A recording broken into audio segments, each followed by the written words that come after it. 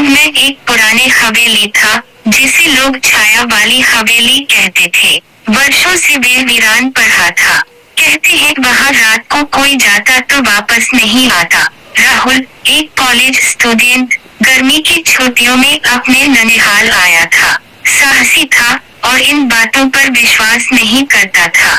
एक रात दोस्तों के साथ शर्त लगी, दर्श अगर तू उस हवेली में रात भर अकेला रह गया तो तुझे हम सब 1,000 रुपए देंगे। राहुल तैयार हो गया। रात के ठीक 12 बजे वे हवेली में दाखिल हुआ। सब कुछ सन्नाटे में डूबा हुआ था। हवा भी जैसे वहाँ रुक गई थी। पुराने फर्श की लकड़ियाँ हर कदम पर कराहती। राहुल ने अपने साथ टॉर्च और मोबाइल लिया था। जैसे ही वह एक कमरे में पहुंचा, उसे महसूस हुआ कोई पीछे खड़ा है।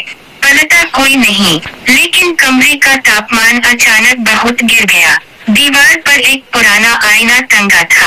राहुल जैसे ही उसके पास गया, उसमें कुछ अजीब दिखा। उसके पीछे एक औरत की परछाई। जब उसने पलटकर देखा, कुछ नहीं, लेकिन आईने में वो परछाई धीरे धीरे मुस्कुराने लगी। वो औरत सफेद साड़ी में थी, बाल खुले हुए और आंखें बिल्कुल काली, जैसे उनमें कोई अंत नहीं।